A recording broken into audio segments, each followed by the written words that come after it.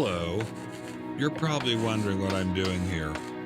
After all, even though I've done my time in the classroom as student and as teacher, I'm better known as a writer, public speaker, social activist, game show host, even a speechwriter for Presidents Richard Nixon and Gerald Ford. Life has been very good to me, and I'm very grateful. Like most people, I also have questions, very big questions like, how did we get here? Where are we going? Is there a meaning and purpose in life? Or are we, the universe, and everything in it, merely the result of pure dumb fate and chance?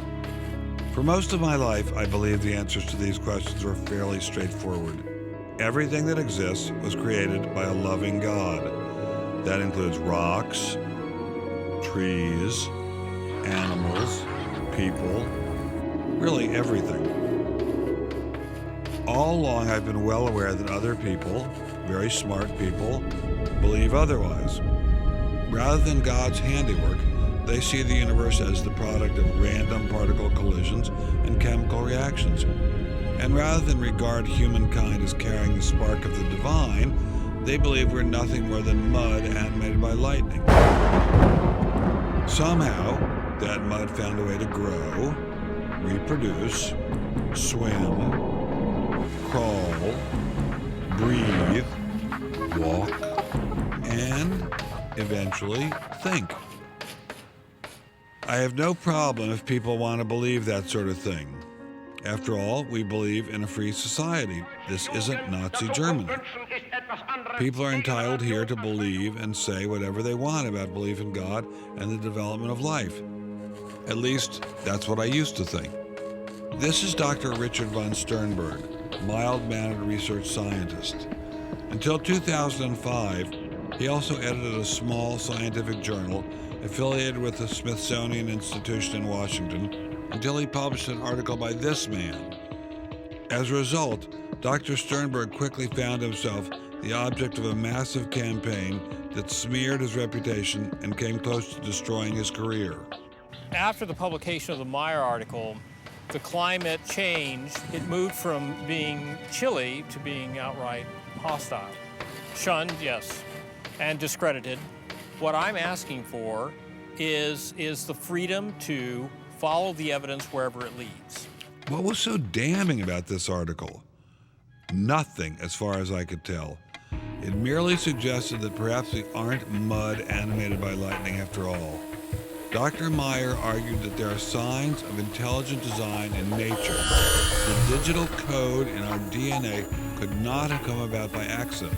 Instead of a cosmic mistake, he says the evidence seems to indicate that we are the product of a higher intelligence.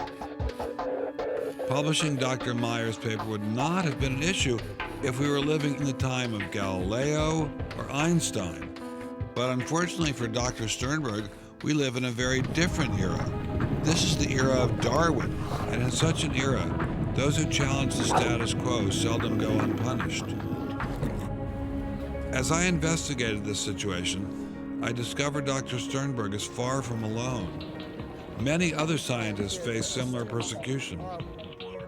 They're losing their jobs, they can't get tenure, they're denied publication in scientific journals, and they're openly ridiculed and ostracized by their peers, all for questioning Darwin. It's the kind of thing where you just learn to keep your mouth shut.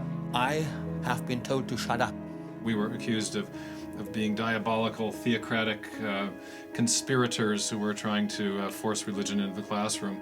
It isn't just scientists attacking these guys either. The media's in on it, the courts, the educational system, everyone's after them. I guess I shouldn't be surprised. After all, these guys are asking some pretty dangerous questions, suggesting that Darwinism is not only improbable, it might actually be dangerous. I should know better than to ask such questions. After all, I've been warned. On the whole, they're not scientists.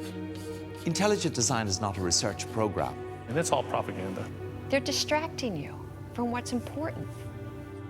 As a scientist, I am pretty hostile to a rival doctrine The more I thought about the situation, the more I wondered why we tolerate free speech in every other area of the society, but not here. What makes this situation so different? In my experience, people who are confident in their ideas are not afraid of criticism. So that tells me the Darwinists are afraid. They're hiding something. We're so schizophrenic.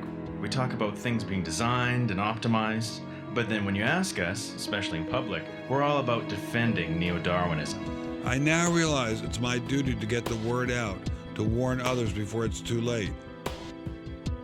So I'm going to begin by warning you. Feel free to watch this film if you must, and I hope you do. But you've got to know that doing so could land you in a heap of trouble. Some of you are going to lose your friends for watching this film. Some of you may even lose your jobs. In fact, if you're a scientist with any hope of a future, I suggest you leave right now. College or high school students, especially teachers, legislators, journalists, anyone else with a stake in this debate should probably leave right now as well. But if you do leave, will anyone be left to fight this battle? Anyone? Anyone?